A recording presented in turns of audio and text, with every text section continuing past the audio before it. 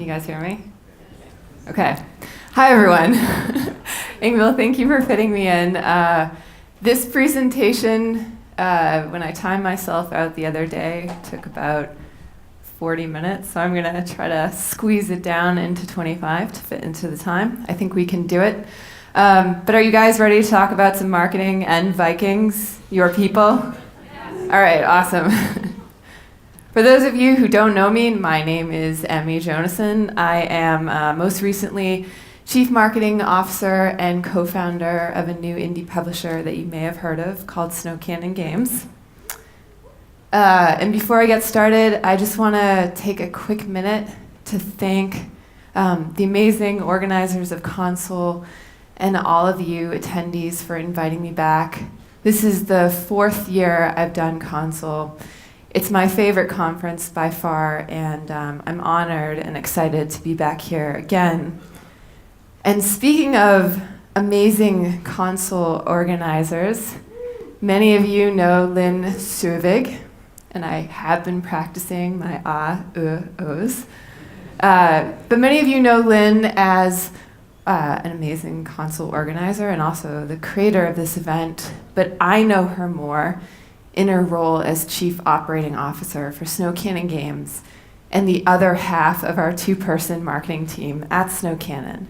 So as I go through this presentation, I'm going to be sharing a lot of Snow Cannon marketing statistics as well as campaign strategy, and when I use the word we, this is the we that I'm talking about. So let's get started, because we are here to talk about you and your Steam game, and how hard it is to release a successful Steam game. And when I say the word successful, I mean it in 2 senses of the word. One is just financial. It's hard to release a profitable Steam game. And the other sense that I mean it in is awareness. It's hard to get people to know about your Steam game.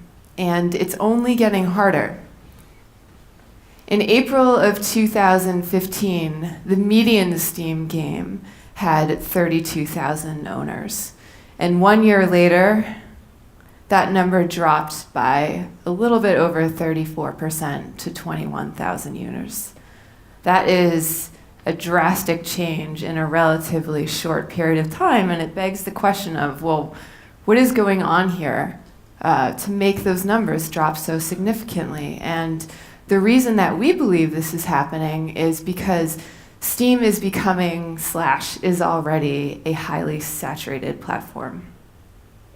And whenever you get a platform with this kind of competition on it, with no signs of stopping in terms of increasing competition, as developers, you're going to have a harder and harder time generating exposure for your game through the platform. And just how competitive is Steam? Well, we can see because we have the numbers. Back in 2012, which believe it or not was just 5 years ago, Steam had a very different landscape. In 2012, just a little over 400 games were released on the platform. Fast forward 5 years, and we're predicting just under 4,000 games to be released this year. That is almost a 900% increase in just 5 years. That is incredible. But I don't think that this chart clearly conveys how this competitiveness actually affects you and your game until we put it in the context of one of your most critical times on the platform, and that is during your release. In 2012, on average, there was 1 new release per day on Steam. In 1 week, that was 7 games. So if you were releasing your game back in 2012, on your launch day, you would be competing with basically yourself in terms of new releases. And during your launch week, where you typically have your launch discount, you're competing with 6 other games in 2012. This year, if you released your game or are planning on releasing your game, you're going to be dealing with a little bit more competition. So on launch day, on average this year, 10 new releases, and launch week, 75 new releases. And what that really boils down to is you're competing on launch day with 9 other games and launch week with 74 other games for the same users' attentions and the same user's wallet. And what we think these numbers really mean, and hopefully they convey strongly, is that you can't solely rely on Steam to drive interest to your game. You have to take matters into your own hand because it's just way too competitive on the platform for that to be your main focus in terms of exposure. And there are 2 really good ways to do this. One is by reaching traditional Steam users outside of Steam, where competition for attention is less, and driving them back to Steam, to your game's page. The other method requires thinking a little bit outside of the traditional PC gamer box and looking at non-traditional Steam gamers, identifying some that might find your game compelling and generating interest among them. And for our game, The Frostrune, our non-traditional Steam gamers were Viking enthusiasts. And while we realize that Viking enthusiasts might not work for many of your games, or probably all of your games, what this lecture is about is not why Viking enthusiasts are awesome, even though they are, but it's to show you the process that we use to identify Viking enthusiasts, as well as the process that we use to create a marketing campaign that actually resonated with this group. Ingvild, how are we doing on time? 15 minutes, okay, great. So you can understand why Viking enthusiasts may work for the Frostrune. I just want to give you a little bit of background about the Frostrune. The Frostrune is a point-and-click adventure game based heavily in Norse culture, history, and lore. And the 3 Norwegian guys that are working on developing the game are Viking enthusiasts themselves. And actually, I think 2 may be here today. Nils, are you here? Is that Audun? Hey, Audun. And there's Nils. So Nils is the lead designer on the game, and Audun back there with the big Viking beard, he's the historical director. That's correct, the title, yeah, okay, good. And they're such Viking enthusiasts that they actually met at a Viking festival. I think when one of you hit the other one over the head with a battle axe, is that right? Am I remembering that story right? Yeah. But they're both with us still today, and they're friends working on this game, so everything worked out. The way that we identify non-traditional Steam gamer target markets, and actually all target markets, is with a tool called the target market analysis. And basically what it is a research-backed analysis that strives to answer 3 questions. Who is your target market? How can you reach them? Where are they? And what is it about your game that they would find so compelling that they would actually buy it or help you greenlight it or share it or whatever it is that you want them to do. But the real purpose of a target market analysis, in addition to answering these questions, is to really help you craft a very compelling message for this audience and deliver it in a very compelling way that encourages them to do what you want them to do. Buy your game, vote for your game on Greenlight, whatever that may be. And when we did the analysis for the Frostrune, we identified 2 main target markets. One was our traditional Steam gamers, or point-and-click adventure enthusiasts, so people like me that grew up with games like Myst and Zork Nemesis, if you guys remember those games, that just fell in love with the genre and are continuing to play it, and more recently have played things like the Telltale series, The Walking Dead, or the Silent Age, games of that nature. And then the second market that we identified were our non-traditional Steam gamers. And these were Viking enthusiasts. And what we found that more than any kind of demographic, what really threaded these people together and connected them in this group was an interest for Norse culture and history. And that could span anywhere from a very passive interest, like just liking the show Vikings, to a very active interest like Nils and Odin, people who like to dress up in period garb and go to Viking festivals. And we are going to talk about these guys, the Viking enthusiasts. As far as where you can reach Viking enthusiasts, we identified 3 places: Viking festivals, which we've already talked a little bit about, Viking museums, and then online Viking groups. In case you were wondering, yes, there are such things as online Viking groups, and they are quite active.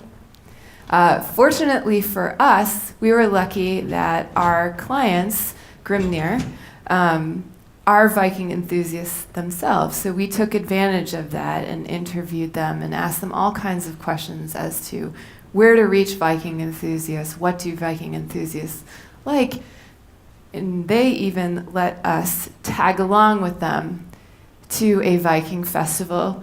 This is our CEO, Espen Oskvik, at a Viking festival, wielding a sword and a glass of mead.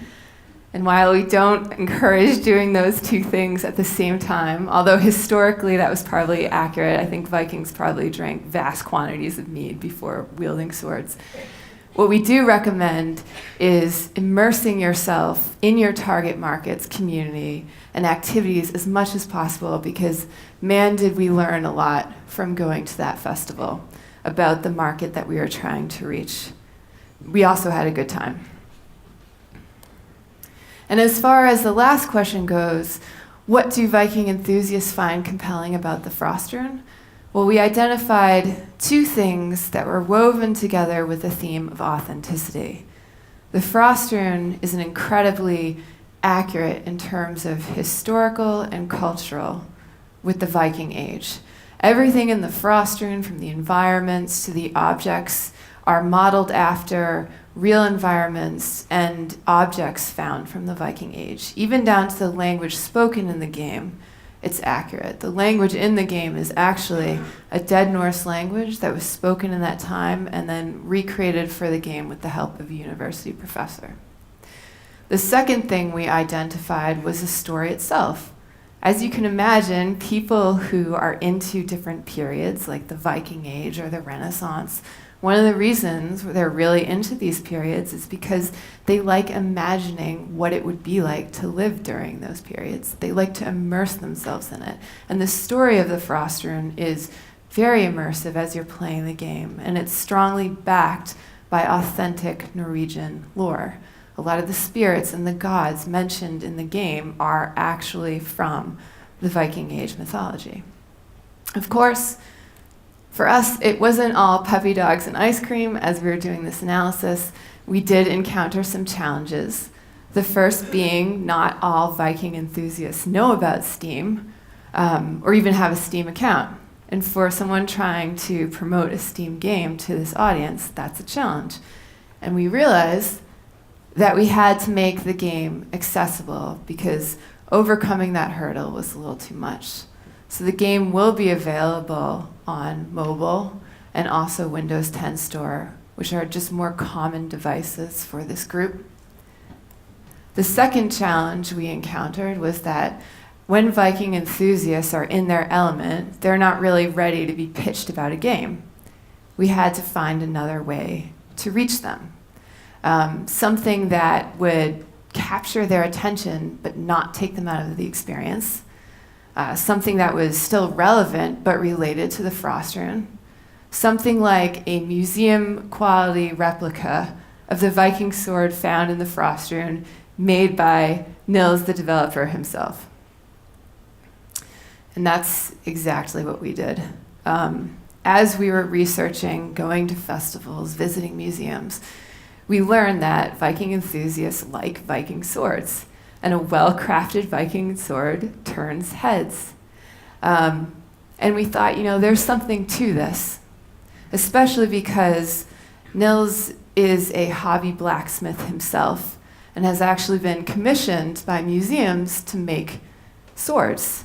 And we thought, wouldn't it be really cool if we could work with Nils to bring the sword featured in the game to life? And so Nils teamed out with a world-renowned sword designer named Jake Poning. Is that correct? Nils, Jake Poning. Yep. Okay, good. To design a sword. The sword is still being worked on by Nils, but this is the design of the sword here. Of course, generating interest is one thing. We had to turn that interest into actual leads that we could then turn into fans of the game. So we decided to make the sword a giveaway prize and mandate that everyone who wants to enter this giveaway sign up for the Frostring newsletter. So we could get their email address and now start a dialogue about the game. But after someone signs up for the sword, they don't want to be pitched immediately on the game. We needed a way to slowly shift focus from the sword to the game itself, and then eventually to a call to action, like vote for us and greenlight. And the way we did that was through a series of emails with authenticity threading them through. So the first email started off talking about the sword itself and its authentic production methods. And that it was actually featured in the game, and from there we kind of went more and more toward the game and eventually got to a call to action point. So we have this great campaign, we have this sword, now we actually have to generate awareness about it. Thankfully, from our target market analysis, we knew where Viking enthusiasts hung out, and we knew that that's where we had to generate awareness. The question was, now, how do we do it? At Viking festivals, we worked with Viking festival organizers to pass out flyers. Nils actually came to one of the events and worked on the sword in person. At Viking museums, we worked with curators to hang posters and flyers. That's an example of one of the posters that we hung. And then online, we did something a little bit different. If you recall, one of the compelling things I mentioned before was that love for immersion in the story. So generating interest online, we went a bit of a different route, and keeping that immersion thing in mind, we created a 6-part episodic video series that told the backstory of the main character in the Frostrune. And at the end of the video series, we had information about the sword. And I just want to play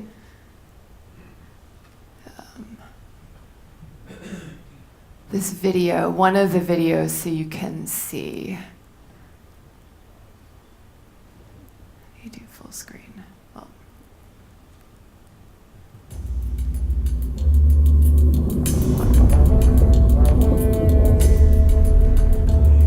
I owe them so much. They have helped me more than anyone, really. And I could never have done it without them. I could never have done those things I did.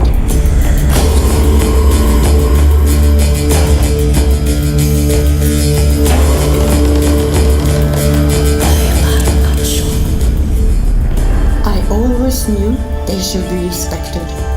I once heard that one of them had moved a whole house because he was unhappy. I didn't really believe it back then, but we never took any chances, you know. We put up food for them and gifts, and we did our best to read the signs they sent us. Like when a banner was fluttering on a windless day, you know? Or when the dog refused to go through a door, it was best to keep them happy.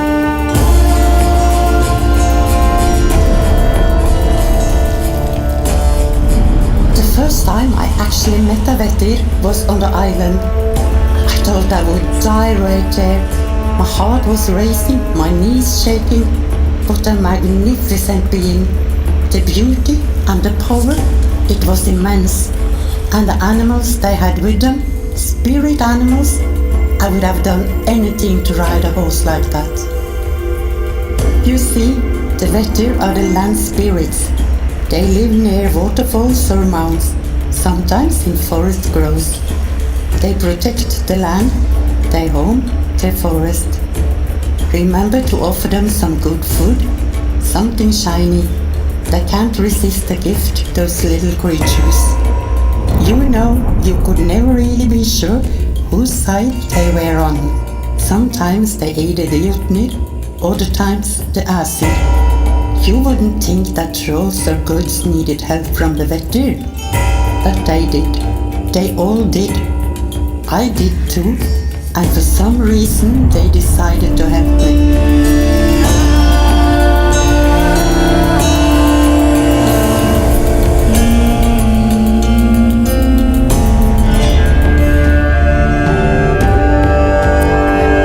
There you see the sword at the end.